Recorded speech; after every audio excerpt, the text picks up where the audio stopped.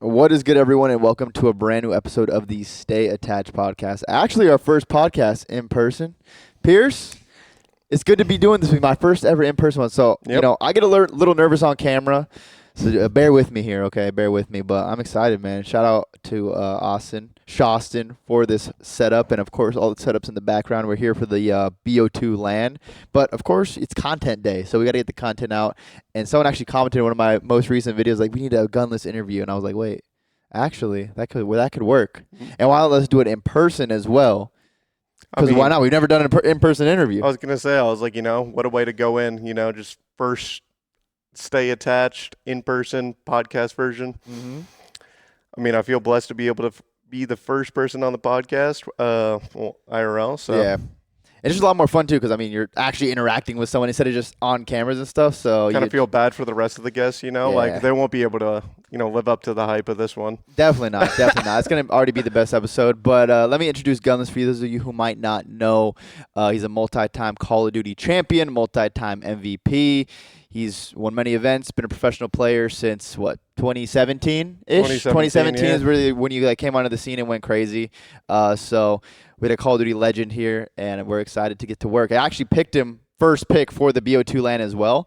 So hopefully he's still got it in BO2. Listen, I won the last BO2 LAN, or it wasn't a LAN, it was online, and it was me, Alec, Preston, and I always forget the fourth, but we played I think it was the Dynasty, like that Cold Dynasty. Yeah. We just ran them over. You slammed them. Listen, it was a great first round pick then. It was a great first round pick, so easy. Now we don't have the Cold Dynasty here, so I'm sure we'll slam everyone for sure. Easy. We'll slam everyone here. I'm only taking dubs. I don't know about you, Yeah. but I'm going in definitely Paul X. He's definitely chowable. Oh yeah, Paul X. Yo, Paul on a god hitty. Oh, I'm chowing. I'm chowing. Oh my god, I'm one shot. No ammo. Oh my god, he didn't even hit me. I'm still full health. Let's go. That's how it's gonna go this weekend. But we'll talk about that a little bit more later on in the show. But now we gotta talk about the happenings that have been going crazy just the past couple of years in Call of Duty. What would you say is some of your favorite teammates you've ever had? Let's get a top 5 of your teammates from all time, because you team with a lot of great players throughout the years. Top 5. The first one is always interchangeable between 1 and 2. It's Alec or Preston. Yeah. When you come up with your twins, it's, I don't know, it's kind of a good feeling knowing that we were both in a similar situation, and we just came out of the depths of hell together, pretty much, literally. right? Just made your guys' career you actually changed each other's lives together. Doing something that can't even be repeated obviously nowadays, but it is cool seeing the fact that we did something that no one has ever done before. We came in as just three super white ass kids, unknown in the scene. No one knows who the hell we are. For all they know, these guys could be online jokes. They could be getting nervous on LAN. Yeah. Went from top 12 to first. We beat the Optic Dynasty, and we're like, what the hell is going on? Yeah, you came out with your boys, and you went from, like you said, just the bottom in amateurs, and then ended up beating every single team in the game. And third would have to be Dan Looney, okay. I think he taught me a lot about Call of Duty, the way to show up, and basically just the whole game breakdown of how to think about certain situations, how to play certain situations. And I feel me and him got along really well in the sense that we could always talk to each other. We could bounce ideas off each other. And we all me and him had the exact same idea on basically the game, not even the game plan, just the idea of we want to win, and it doesn't matter what we do to achieve that win. Yeah. As long as we're you get the win. Exactly. No matter how many times you got to roast someone, no matter what you got to do in practice, winning is all that matters. Dan has called me, I'm sure, you've teamed with Dan as well. Dan has called me a dumbass more times than I could be able to count. He's called me just roasting me over and over again, but I never took it personally ever. I always just thought about it damn, he is right. I'm kind of I kind of am a dumbass. Shit play. What am I doing? This is such a dope check. I'm dope farming right now. Why am I doing this? Number 4, probably Formal. Oh yeah, that was BO4 on LG. I think Formal, even though he didn't like teach me a lot about the gameplay wise, I think he taught me a lot about like showing up for your teammates, being able to. Some things aren't really worth it in terms of like arguments, so there's no real point in like arguing it or like getting on someone's ass about it because it's just overall team environment and like the vibes and like how everything is. You kind of like notice that if you're always, critiquing constantly day in and day out, even over like the little things, it tends to cause fatigue and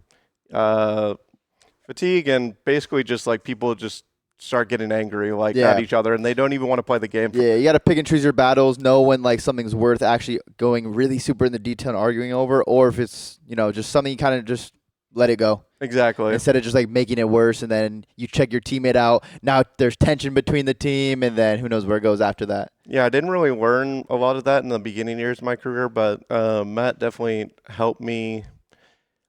He didn't like actually teach me any of it, but like when you have like a teammate near you and you like are noticing, you like, just kind of see noticing patterns or like how they show up.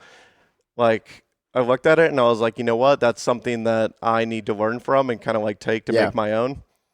So I definitely credit him a lot for that. And then number 5, who's getting the 5th spot? Number 5, give it to my. I'll give it to Fat Tej. Fat Bob. Before he was Fat Bob. Oh yeah. I mean, it's just. I mean, he's always Fat Bob to me. It doesn't matter, but like now he is ginormous Bob. He's upgrading throughout the years. Bro, he's I don't know. Crumble Cookie must be not trying to cut him off or something. Yeah, I mean that's free money. They're printing cash every single night, every single weekend. They put out the new flavors. Tej is there. Oh yeah, Tej is there 2 immediately. boxes. Like this guy must be just sitting outside waiting for the Crumble Cookie to open the moment they drop a new flavor. Yeah, I'll never forget the moment when we were both living in Texas in the same apartment building, and at the bottom there was a grocery store. And I just went to the grocery store one night. I don't know what I was getting, and I was just walking around, and then I like walked by. I was like, "Wait, is that TJ?" So I back up. I'm like, "Yo, what's good, Teach?" You'll never believe what aisle he was in. The candy aisle. He was in the candy aisle. That didn't 9 surprise at me. night, right before the shop's about to close, and I'm just like, Tej, what are you doing here? And he knew, like, he just started laughing because he knew I caught him in the aisle. So he's like, no, dude, no, there's no way. You saw me. Why couldn't he have been in, like, the vegetable aisle or the fruit aisle, like, trying to get some fresh produce? Of course it had to be candy. Yeah, I mean, he's got to get his fix in some way or another. Yeah. That's how it goes. All right, so that's a pretty solid top 5 people that you've learned from, and the people that you also just enjoyed your time competing with. And I mean, there's always going to be like I'd have to do like honorable mentions of like I really liked playing with Classic, Nicky D. You gotta love Nick. That's my my Gimpy duo. I call him my Gimp commander. Yeah. He really knows how to like play the game. Really, he's just a winner. You know what? I'll just break it down in that sense. Yeah. He is a winner.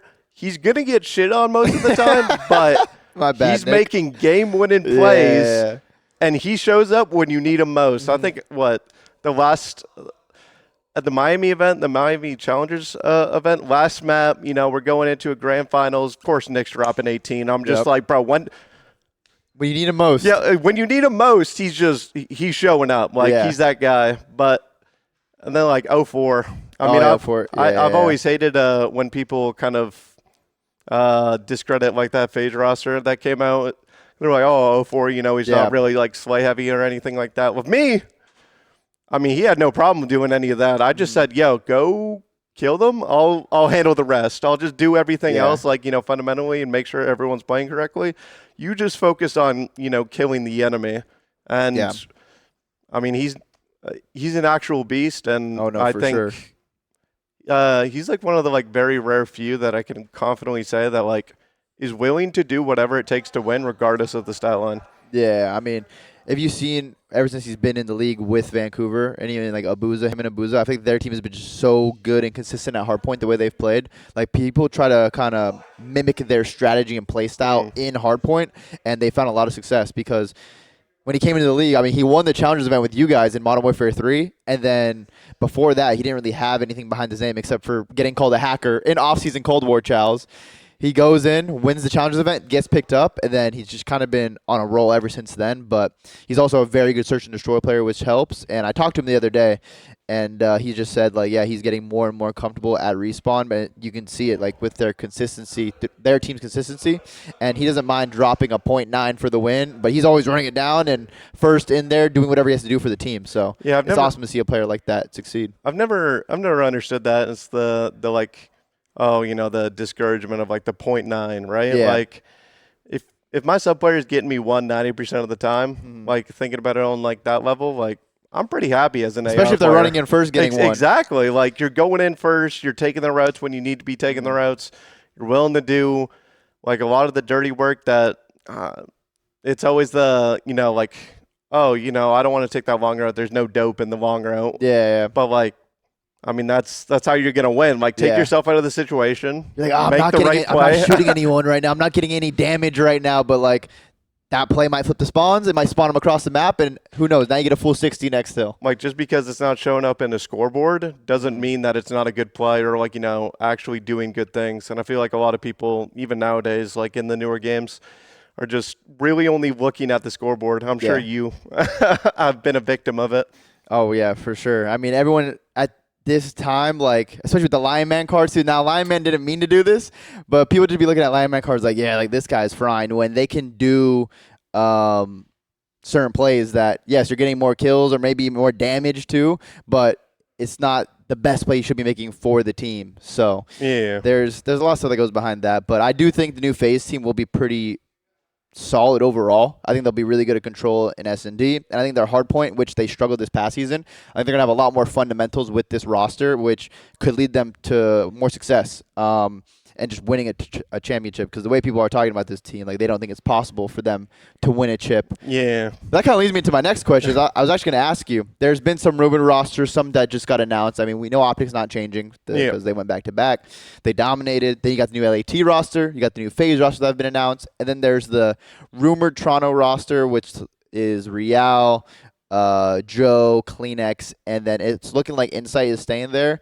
Then you have the potential Genemates roster, which would be Sib, Envoy, Ghosty, Neptune. Saw a really solid rumored roster, and then another one, which is the Falcons one, with Exnid, Pred, Kismet, and Cell. 6 teams right there. Where would you rank those 1 through 6 going into next year? And it's way too early ranking. Let me put that out there. Like, we don't know nothing. The game is not out yet. We're just going straight off what we think of the chemistry of the team. I'd probably put FaZe first. FaZe first? Yeah. Really? I'm that confident that I don't know. Simp has one bad event. Everyone's literally just coming at his neck immediately. Yeah. I've seen that guy. You can probably count on one hand the amount of bad events that he's had compared to the amount of good events that he's had. Oh, so yeah. it's like, it's kind of like disrespectful in the sense that just immediately just like shut him off and like count him out. Okay. Plus, like, the addition of like L4 and Abuza, I just think they're very adaptable players. And Draws doesn't really give a crap about what it takes to win. Like, he's one of the very few people that I can confidently say, like, I can tip my cap to, because he's grinding 24/7. Even in the offseason, he plays Black Ops 3 for 12 hours a day. Like, he loves it. He is trying to play, bro. You see him in the H chat all the time. He's literally trying to rally up the troops, get people on. And, well, like, obviously I've always been a big fan of people that are playing the game, putting in the time, putting in the effort, because it's just like, talent doesn't like hard work beats talent when talent. talent doesn't work hard. Yeah.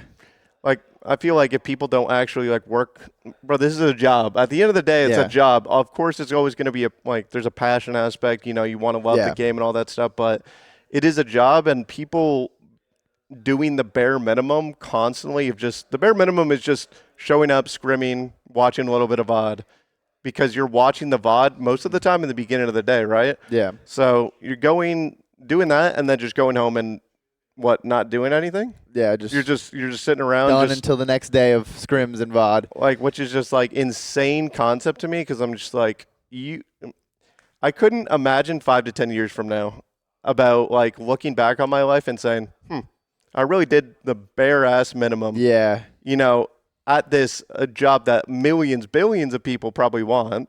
Oh yeah. And we're If just anyone could have a job to be a professional gamer or just play games for a living, I think so many people in the world would do it. So when you're in it, and actually one of those few people that are lucky enough and blessed enough to do it, you got to take advantage of it the most and like put your all into it. Yeah, no, I've always struggled with that concept, but I mean, I can always tip like that stuff when I can see players that are actually trying Yeah. and grinding at all given times because like it shows just how much I guess they want it. Like they're not really wasting an opportunity whatsoever, Yeah. right? Yeah. Okay, you Two, got I would FaZe do first. LAT. To LAT. Ooh. Um, what else? Mm, No optic yet? I'm surprised. I'm surprised there's no optic oh, I mean, because they were looking dominant. They were by far the I best thought you were. team in Black I thought Ops you were 6. telling me to rank the teams between. Oh no, optic 2 in the power rankings. Oh, okay. If I had to, optics obviously first Okay, because that okay. makes sense. All right, yeah, optic first. And then FaZe second, LAT third. Okay, there we go. Optic, I mean, even somebody I remember asked me in this Twitch chat, it's like, oh, Optic's the team to beat. I'm like, yeah, that makes sense because they Yeah. won the last two events. Yeah, they won the biggest events and they honestly dominated. Besides that one Miami match, they dominated.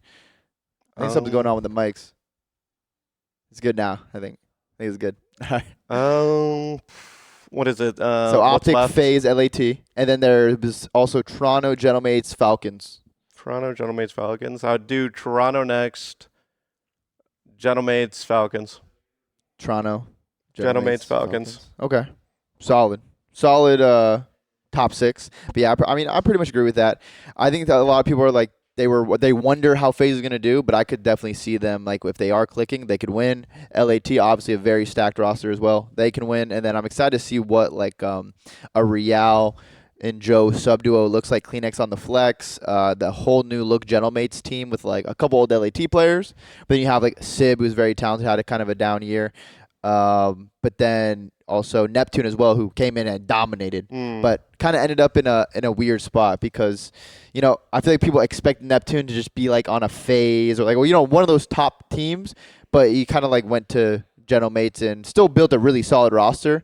But I think people were a little shocked when they didn't see him in like some of the initial roster mania rumors going in. Yeah, no, obviously Neptune had a really good year and he was very good at the role that basically like he's in. It's just there's so many when you're like building a roster, you have to think of like all aspects pretty much, right? Like, and I feel like when one person's only good at one thing, it's really hard to kind of like I guess build like the whole puzzle around them. And bringing like Neptune on like let's say just over like 04 for example, right? It kind of like puts Simp in more of a, I guess you could say, supporting role. Yeah, rather than kind of like what he was in slightly at towards the end of his stint with like him and Abizi. Yeah, which isn't the role that I'm sure he wants to do. He wants to be like, I would just say either like the takeover player 1 or 2. Like he just wants somebody to like bounce off of, like adapt, like change how he like plays throughout the game. Where like, oh, I have to take a route. Okay, cool. Like I'll do that. Yeah. Versus, you know, constantly like thinking about that like supporting role because a lot of players very do struggle, I guess, with getting off their identity or like basically changing for the better. You're like putting in more. They're like stuck in their ways. Exactly. Like they're refusing to learn. They're refusing to, I guess, become better at the things that they suck at because those aren't the things that they feel confident in, which is, I don't know, like it's really good in like, you know, some games because obviously the game changes every single year, but there are most of the time like you are going to have a more consistent winning like aspect if you know, add those things into your gameplay, right? Yeah. So, hey, I'm excited because I actually feel like it's with all these rosters, there's like 5-6 teams that could get hot on a Sunday and win an event. So it's the talent kind of got spread out a little bit, and especially with the FaZe trio breaking up. I mean, if you told me that the FaZe trio would no longer team together, not even like two of them, like I thought Simp and Abizi would end their careers together, or Simp and Cell, Abizi and Cell. Like I thought like some form of those three would just play the rest of their careers out together. Honestly, for the community's entertainment and everything, it probably is lit for everyone going into next year just because Cell's going to be on Falcons, Simp's on FaZe, Abizi's going to LAT or is on LAT. So, like, what do you think of that trio actually breaking up? Because, I mean, they were just so dominant for so long. We've never seen anything like that in COD before. Oh, I mean, yeah, no, I never saw really a world where Sim and Abizi would ever kind of break up. I could Yeah. understand the selling part, but I mean, after a certain amount of time, the whole objective is to win. They understand that. They all like they're all thinking about it like 24/7. So like when they're not winning consistently or they're showing up in ways that is frustrating, like um, isn't consistent for them. Yeah. It's just I guess it was just a bound to happen after a certain amount of time, right? I mean, Yeah, because they've really struggled at like the big events. Like they won two majors this year, but I talked to them yesterday, and I've talked to you know how everyone works. It's nice to win a major, but if you bomb out at champs, which is the biggest event of the year, and then also EWC, which is kind of like the second champs, because there's so much money on the line, changes are gonna happen. so what would you rather have, a champs win or three major wins? Oh, champs for sure. Because first of all, you only win $37,000 with a major. I was talking about just pure, champs, just like ring, just glory. Yeah, just champs. Like even if it's because there's four majors, champs, EWC, I'm still picking one champs win over four major wins. Wow. Because like everyone is gonna remember that champs, everyone's gonna remember the ring, and then of course the prize money is still more than you would win at those other four events. So it's like. And that's kind of the pinnacle of the season, like because it's like the Super Bowl, like the biggest moment of the year. Everyone's as practiced as they can be. They know their mindset shifted going into the biggest tournament of the year, and whoever comes out of that tournament on top is like, yeah, we ran you. I don't know. I've always struggled with that exact question because, as you know, I mean, winning multiple events back to back, like, bro, that it's hard or it's easier to show up for one tournament, like, and win it. Versus winning consistently, like actually showing up and being like, "Yo, we're dominant. Like we don't give a fuck. Like who you are, we'll run your shit." Yeah. So like being able to like win multiple major events back to back to back, I'd rather have it. Maybe it's just like aura farming. You're just like, yeah, like you still can't kill me. Like, come on, man. Like. Don't worry, you got it next. Shit, you don't got it this time. Maybe next one. Still running you. Still running you. Unfortunately, like maybe you need to put in more game time. Yeah. Yeah, so I could definitely see that side of the coin. It's just like different perspectives because in Call of Duty we've always been brought up to talk about champs is the most important event. I think like when you won champs, it's a lot more impressive or like than it is like, nowadays. Yeah. I mean, the format is a lot different now than it once was before. Because you had to like everyone always likes to make fun of it, but like the pool play format and like the champs and all that. They're like, oh, yeah, they're just farming shitty teams. Most of the time, like, those shitty teams that people are saying, like, they are the ones that you should be fearing because you're like, these guys might just catch us off guard and, like, knock us out or make it just very, like, close. Because, the pool play format is, like... I mean, we saw it at EWC, like, how the pool play format Ultimate beat and then knocked out FaZe before, and they didn't go into bracket because of that. Like, imagine that.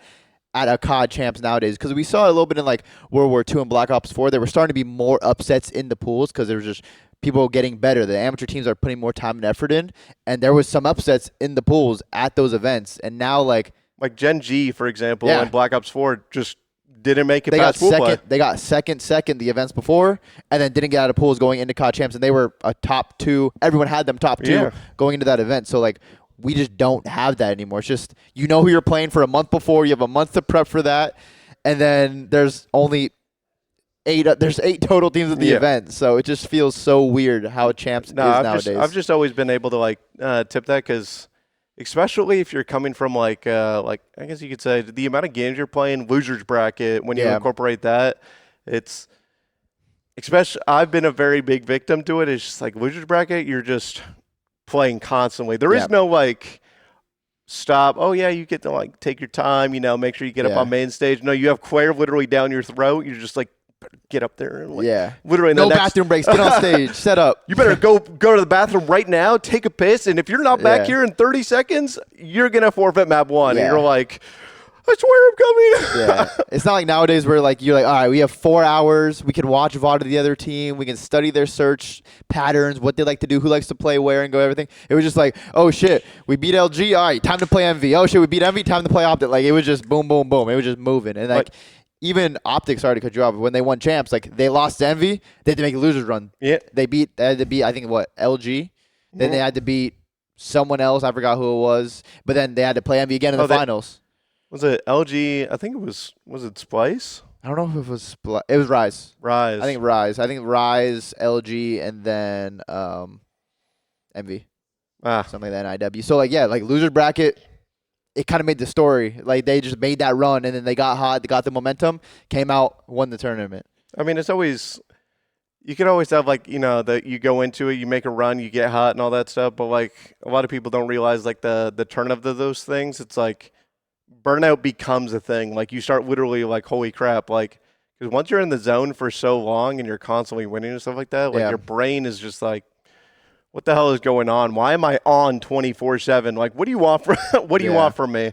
I still remember my Seattle win in World War II. Like at a certain point, I stopped like even knowing what was going on around me. Yeah. Like on Sunday, I'm going it because we finished Saturday at like 2 to 3 a.m. This is before events closed at what is it like 9, 10 It was p.m. open pretty much 24 hours. So we're in there just like 2 a.m. I'm like, dude, where the what's going on right now? They're like, yeah, so you're gonna have to be back here by 8 a.m. And I'm like, what? Yeah.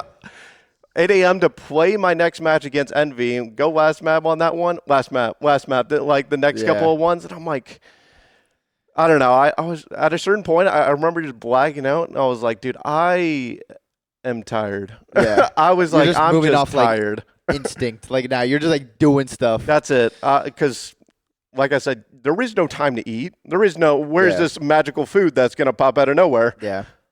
And then we weren't even allowed to eat back in the MLG days. Nope. Like at the events, like you would think like they would have some kind of food or anything for the players. I mean, all they gave us was water. Then if you wanted food, go to the food trucks in the venue and get yourself a hot dog or some nachos, which is like probably the last thing you want to eat before or while you're about to go play a match. So it's like, yeah. I still remember Claire was my Lord and Savior.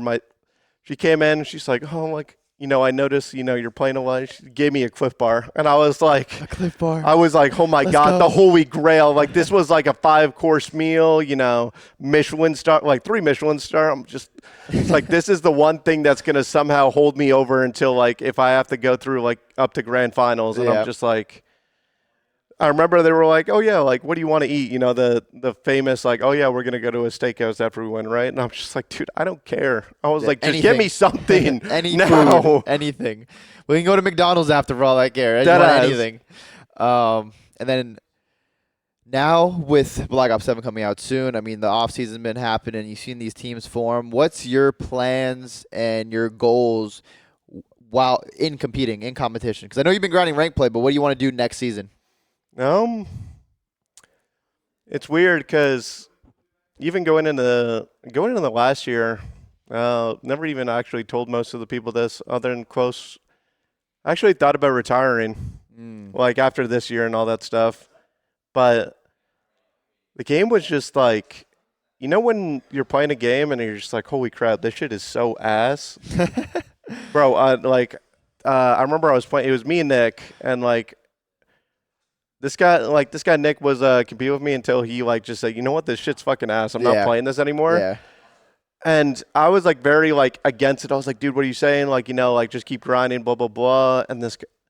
And like 5 to 6 months into the season, I still remember thinking, and I was like, you know what, Nick is right. This game is fucking ass. Yeah, it was pretty bad. But like I was like so hell bent on like looking at the good side of things that it got to a certain point where I was like, dude, if I can't predict spawns and where people are and like timings and stuff like that, down to like, 90 to 95% of the time, like dude, this game isn't good. Like, there's too much random aspects into it where you're like showing up and like the game's like, yeah, we're gonna give this guy a spawn. What's the reason? Not really any reason. We're just gonna give it to him. Like, but yeah, going into this year, I was like, oh, I'm gonna go have one good last year, and just give it my all, and then just give out because like at a certain point, I like to believe my past, unfortunately, has caught up to me where it kind of like hinders me. Mm-hmm. Because obviously a lot of people still think I'm the same person that I was back when I was 18, 19. Yeah. Which I understand. I completely get. It's like, penance pretty much of like, I guess doing those past actions or negative actions. Yeah. I never agreed or condoned with them when you look back at it.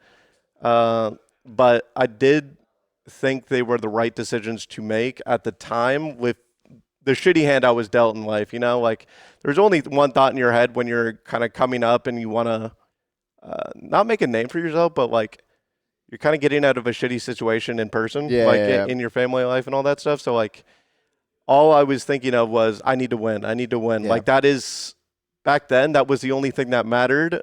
And if you were winning most of the time, you weren't going to get dropped.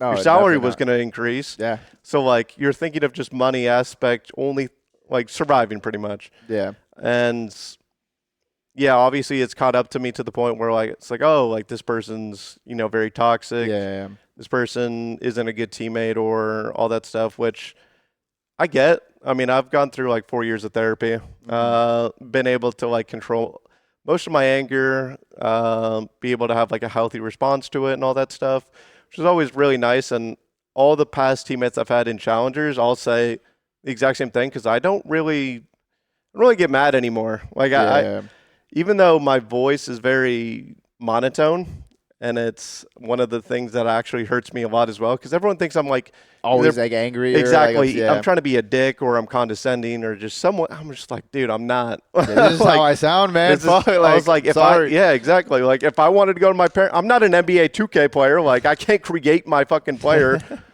But like that part is always going to be annoying. Like I think going into this year, probably, I don't know. I think it just got to the point where it's, when you get like disrespected so much to the point where no one is trying to, I guess, look at the new version of me, like, or the things I've done in the past, or I don't know. I feel like I've always been like one of the very few players, even nowadays, like that's still able to communicate for like 4 people on your team. Call out everything, call the game plan, who's dead, who's spawning up, who's going where they were last seen, all that. Yeah, like, and even nowadays, like when you think about it, like there isn't anyone that actually can do that nowadays. Like that stuff is like very old school. Yeah. There might be like a few players here and there, but then they're kind of like sometimes sacrificing their own individual play to more so focus on that aspect of the game for like, their team. When you're doing that, I remember having this conversation with Sam, Sam Octane at his wedding. I was like, yeah, this shit's just like, it's so draining because you're not doing it just in tournaments, of course. You're doing it in scrims every single day over and over again. Yeah. Like when you have to think about it, you're doing like, the communication aspect for your whole team, but then you also have to do good yourself. Yeah, of course. You're playing the game yourself. Yeah, you can't just have a 0.6. Like yeah. And then like at a certain point, you're just like you just feel, drained out of your mind. Like you don't know what the hell is going on. And it definitely sucks, just being overlooked constantly year after year after year. And people picking up the same players over and over again. It's just, I feel like if I did not have enough, I guess, chances, opportunities as other people did. Going into like even like all my past seasons, because I remember literally getting stomach surgery and then coming back to it, and I was like, okay, I'm good, I'm all healthy now, and everyone was like now we're good, and I'm just like, bro, what? Who want me? And then, but that's the tough part, especially in such a competitive environment when like you have one slip up or something happens, like you might not ever get that chance again. Like you have to do everything. You have to go to challengers, fry, win multiple lands in a row to finally get that one opportunity to join a team. And even when you join a team, it's like usually one of the lower teams in the CDL that's really struggling. Like it's very rare for like a top team to like make a change unless they're really struggling. So it's kind of like you're fighting and doing so much just to get that one little chance. But usually the team you're gonna go on to is like you have to go onto a team and kind of fix Yeah. that team's issues, which is a whole nother beast in itself to like try to even get back into like that top echelon of teams and players. Yeah, no. Getting, I guess, like for like older pros or pros that have been in the scene for a hot minute, Yeah. I feel like in my case, like I have to do what you said. It's like I have to win an event, but like not only win an event, I have to like drop a 1.4 at the event. Yeah. And, like I have to do like shit that people haven't even heard of, like down in the pit. And I'm just sitting there like, what if I just, the whole goal is to win at the end of the day, isn't it? Like, why? The only thought process is winning. And most of the people that get down in challengers that are like pros and stuff like that, like they're not even, it's funny enough to say, but like most of the time they just get dog walked on Yeah. because it's a different way of playing. It's a completely different way of playing. When you're playing in challengers to the pro league, and that's why I've always struggled playing in challengers is I developed my playstyle to be good for the pro league. I didn't develop my playstyle to be good in challengers. Challengers are very like head bash, very Head bash, like do World Star. yeah, like I'm gonna be like, the takeover, like I have to, pop a 2-piece like almost every other life. And you're like, Yeah. dude, what, like this isn't a consistent way of playing. But like the teams that are very consistent and very like teamwork orientated in challengers, they usually just run over the other teams. Yeah, like we saw at Omen at the end Yeah, of the year, Omen, like they dominated Major Four, they dominated champs or challenger champs, and then they even went to EWC and caused some upsets there.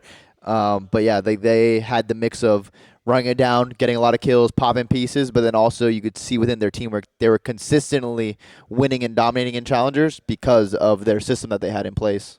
Yeah, no. So like, you can always like tip that, and I don't know. A lot of the teams and challengers are just very interesting. Because it's like own ecosystem in that point as well. Yeah. Just like how the pro league is, like people are stuck of like teaming with the same people or giving people the Yeah. same chances, and you're just like, it's like what the hell is going on here? Like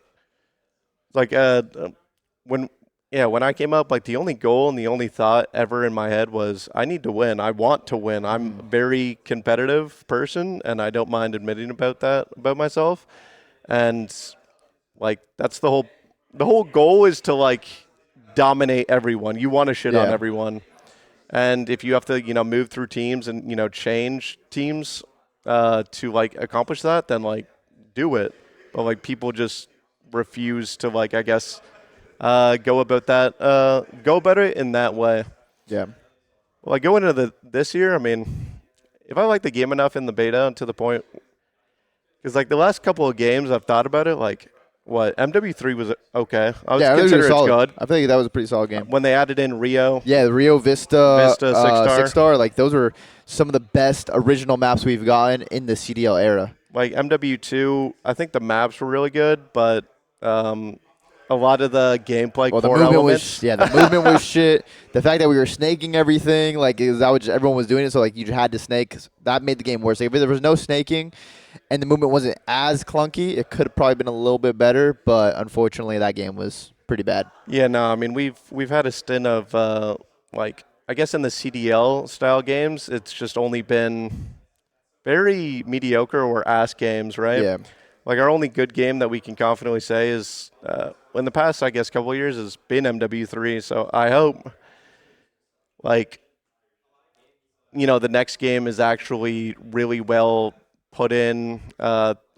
Guess like they listen to us. Yeah. They actually put in time and effort. They make the game somewhat skill level because I understand the public aspect side of things where Yeah, they it have has to be appe- enjoyable exactly. for them. They have to 'cause that's the appease to bigger a, base. a certain like baseline of people, but they can also incorporate like a lot of competitive aspects Yeah.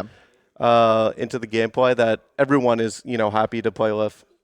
But I'd have to say like it comes to a certain point in I guess your career where you just one, get sick and tired of just, being, not really looked at whatsoever. And then two, when you're doing it constantly every single day, and especially to like my point, it's when you are playing every single day, like 12 to 14 hours, because that's, I believe, and down to my core as a person, if I'm going to do something, I'm going to do it at a 200% level. Yeah, Like yeah. there is no You're giving it your all. if, ands, or buts. Like I'm going in it to be able to say, like, if I walk away from him, like, I did it. Like, Yeah. I tried. Like, I can genuinely go to sleep at night and not think about any of the regrets, I guess, I have Yeah. in my life. Because a lot of people, especially on their deathbed, they, like, look back at their life and they're like, what are the things that you regret? And it's like, oh, I wish I. Things you didn't do. Exactly. Yeah. And, like, that's the, like, bro, I couldn't imagine, thinking about that, like, on my Yeah. deathbed and be like, why didn't I do any of these things? 100%.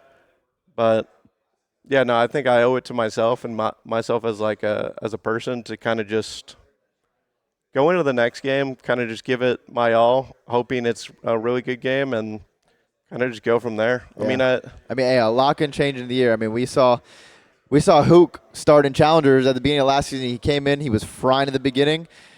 Joined Optic. Well, he was on and off Optic a couple times, but then he ended up winning the two biggest events of the year. So, like, a lot can change just by going out there and being undeniable and being one of those players. And, I mean, we've seen you do it in the past. So, if you have the drive to do it again, I'm sure it's possible for you too. Yeah. So, that would be really exciting to see because it's always a great story when someone comes back from some trials and tribulations and able to find success on the other side. yeah, no, it's always cool being able to experience.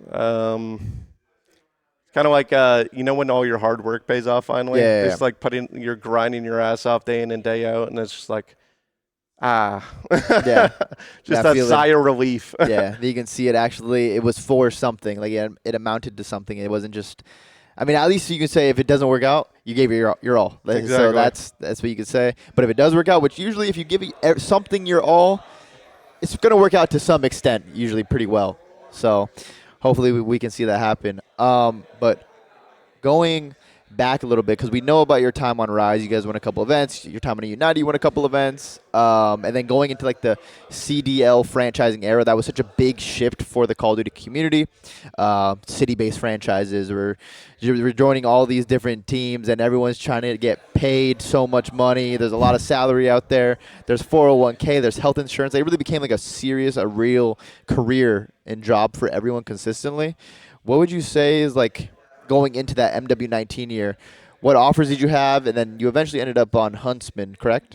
So how was that? Like, what was your mindset like going into that year? Mindset going into that year, because I went from 2019, 2018. That was like That was 4. Black Ops 4 going Yeah. into.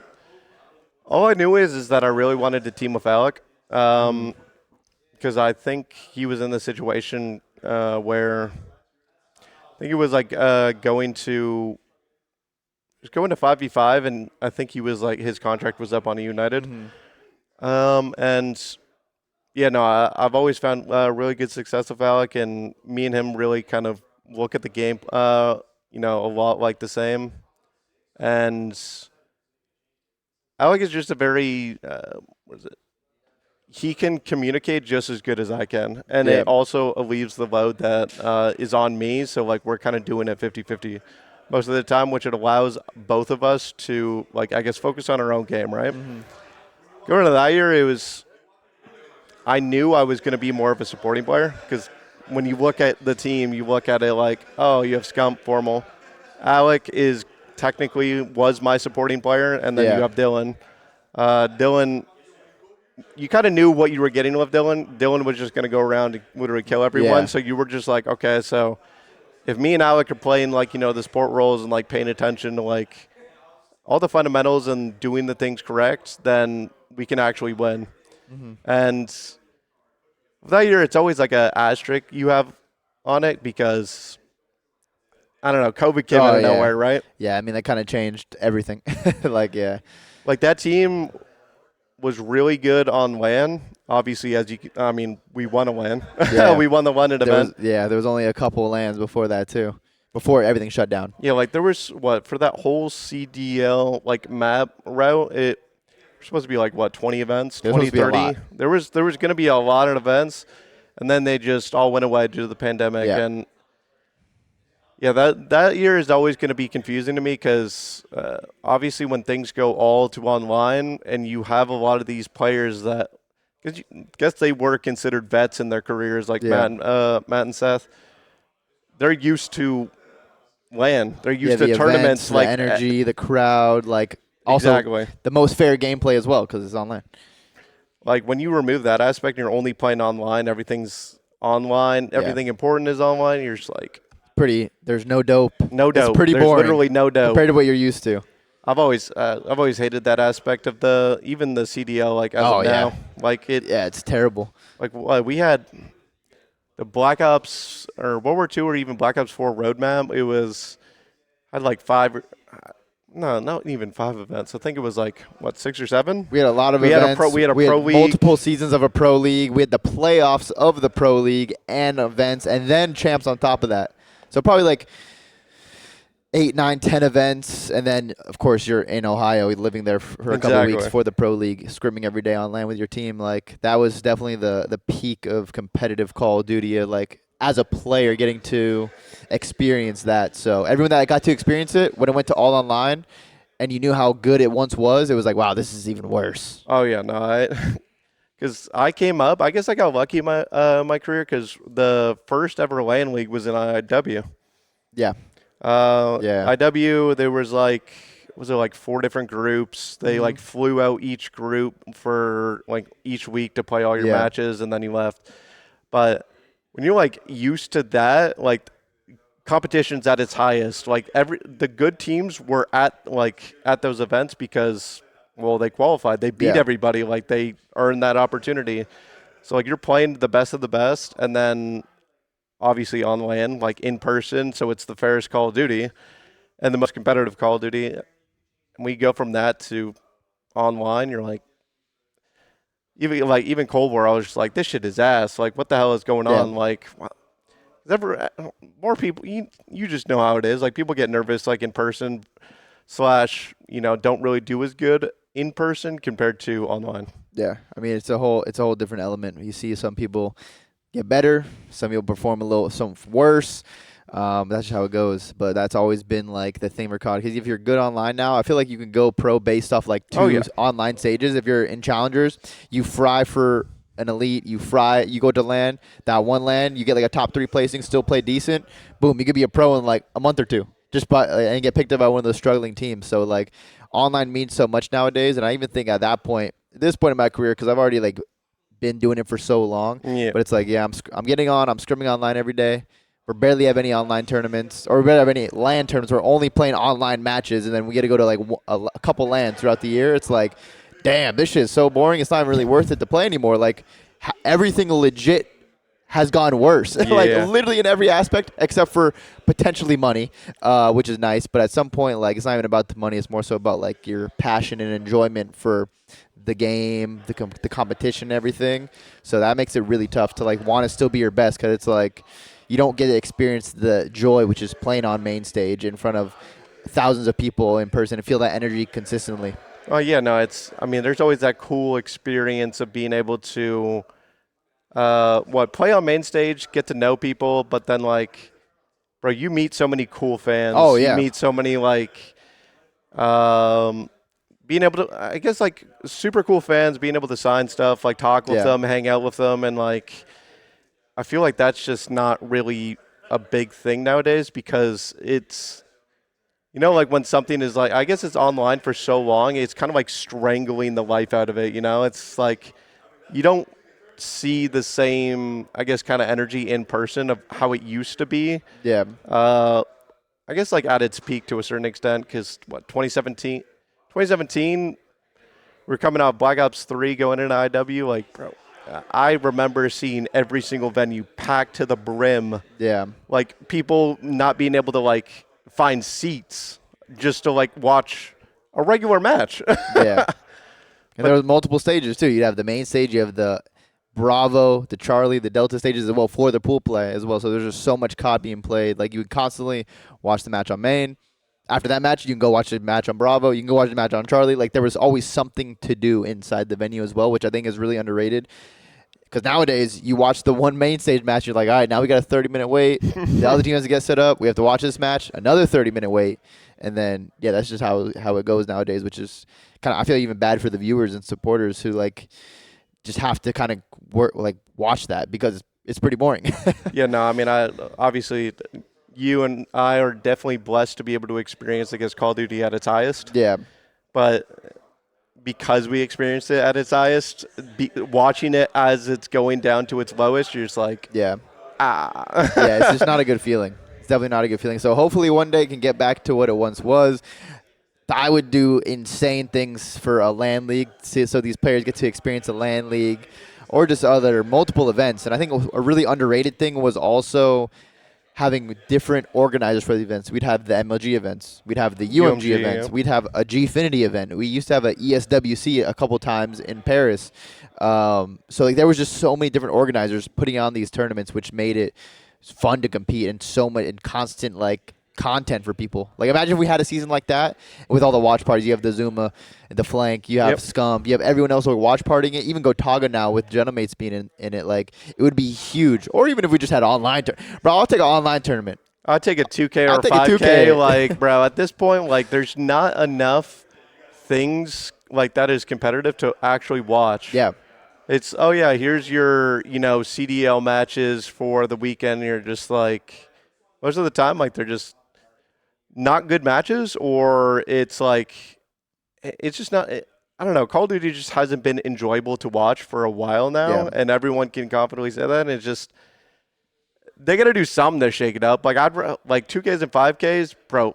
Those were competitive only in the aspect that, bro, you needed those. Everyone needed those points. Yeah, because if you didn't have points, you can be matched up versus the top teams, and you don't. If you're a bottom team, you don't want to be matched up versus the top 1 and 2 seeds going into whatever the 2Ks every week. Yeah, bro.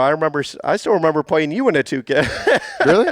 Yeah. No, there was a 2K IW. You guys were all in Texas, and Oh shit! and we're just sitting there, just like, holy crap, we really better win these S&Ds. Yeah, we gotta hope we can sneak out a respawn and then win the S&Ds because they're on fiber in Texas. Exactly. There's no local servers. They're hosts. They are the hosts. Yeah, literally. But shit, I would take that over what we got nowadays, and unfortunately, but hopefully that can change. I mean, I think the coolest part about the Call of Duty community and the people in it is like we're always given pretty much nothing. We're given shit as a community, and we always make the best of it and the most of it, whether it's the content, the competition. We always do the best with what we can and what we have. So it's big shout out to everyone involved, from the teams, players, fans, everyone involved in the Call of Duty community for what they do, because everyone's just so passionate about this stuff. So it's awesome to see that. Call of Duty, Call of Duty competitors, even like the fans and stuff like that. The thing I've always noticed is like we are the most adaptable in the sense that we could.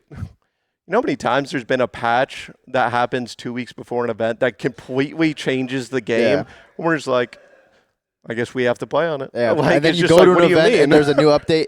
Because that used to happen, especially at the old events. Nowadays, when you're in the pro league, they usually wait for the patches till like after the next stage. But in challengers, they don't wait because they can't. So challengers, you go to an event, you'll be scrimming for a month off this old patch. You can go to an event. The day before the event, they might change all the control spawns and hardpoint spawns. So now you have to relearn, or I mean, you don't even have time to relearn. Yep. You just have to go out and play and figure it out as quick as you can, playing throughout the tournament. So like Call of Duty players have always been adapting because, I mean, there's no other game that has a completely new game come out every single year. Literally. I mean, plus the game's not made for competitive whatsoever. Yeah, it's so not. like we're basically, working with the best that we've been given pretty much at this point, because it's the developers and like all that stuff aside of things. Like we're giving the feedback. They're just not really reciprocating that kind of love, I guess, because I don't know. Maybe they just don't like the competitive side of things. But regardless of what you ever do, like any game is going to be competitive. Fucking Minecraft's going to be competitive. Yeah. Like You can find a way to make it competitive. you can't literally kill off that side of the game, because it's just like how a game is in its core nature. Just like how League of Legends was made with competitive in mind first. And wow, it's one of the most popular games to this day. Yeah. And then, so your time, we kind of went off on a tangent talking about the format and everything of old COD, new COD, and everything. But I mean, it is true, and I'm sure a lot of people watching this will agree. So when you did join Chicago Huntsmen, was it like a big switch up? Because of course, I mean that's the real optic, of course. And there were always been a lot of putting out so much content and content based as well as competing. Was that a big switch up for you? Because I know you always just wanted to like win, but then you still have to do some content to like really grow your brand and the team's brand as well. The content side of things was definitely a major shift in the sense that you're only used to doing the interviews, like at events and stuff like that. So when you have this camera inside of your face, like at all times, you have content days. You're showing up. I think it was like Monday or Wednesday. I can't remember. It was one of those 2 days. Like, okay, here's your content schedule. Yeah. You know, this is who you're going to be paired up with. This is the idea and all that stuff, and gonna have to like put on this. I guess like a content side face. Yeah. And not be super competitive because like you might be too locked in, but you have to be fun for the content. You know, you don't want to sit there and be miserable. Yeah, no, it definitely takes a while to like open up out of my shell as like a person to get to know me and like know how I am and me be able to like I guess feel comfortable and how we are right now, like you know shooting the shit pretty much because I can't really just do this with anyone, right? Yeah. You have to be comfortable so like with being able to do it in like front of a camera, it's just like a very big learning curve and takes a while. Yeah, 100%. Like if I go back and look at my first interview, I'm pretty sure it'd probably be pretty dog shit the first time I ever got interviewed. But you kind of just get used to it as time goes on. But we see players that some are more comfortable on camera, others are like a little shy away from it, and they're a little bit more timid. But it still takes time, like just repetition, honestly, to get used to talking on camera and just being always on camera as well. Yeah, no, I've been doing a lot more content based and trying to like I guess get out of my shell even like more recently, and it's really cool. And I love being able to like meet I guess different people, talk with them, get to know them because I feel like a lot of people don't really get to like know their supporters, the people that are like helping them out, you know, subs, all that. Even not even subs, just like viewers in general, because who are constantly there watching. Yeah, and like talking, engaging, because it's always. Everyone has a different life story, experience, getting and like live their own lives. So it's always cool to be able to like, I guess, get to know them like as people. Sure. And that's like what streaming has been able to like, I guess, bring out of me of becoming more content orientated, like in terms of like expressing myself, talking randomly, like because you always have to be talking, engaging, like thinking. You can't just be sitting there in silence the whole time. Yeah, like my brain, there's like times when I'm like thinking to myself and I'm just like, oh wait, I need to like, you know, it's just this random quietness, right? Yeah. And I'm just crap, like my brain just went like autofocus mode. Yeah. But no, it's definitely a huge learning curve that you have to, I guess, kind of like always work at. I'm sure you're always working at it, trying to improve, even to stay attached. Yeah. Trying to find new ways to, I guess, bring a unique side of things to the content game. Yeah, no, for sure, because you got to do something to kind of stand out and give a reason for people to want to watch you, whatever it may be. Okay. And then when it comes to just your overall career so far and what you could potentially do next with Black Ops 7, what do you think? If you could go back and tell yourself when you were younger, what do you think would be like the biggest piece of advice you'd give yourself? Biggest advice? What would you tell yourself?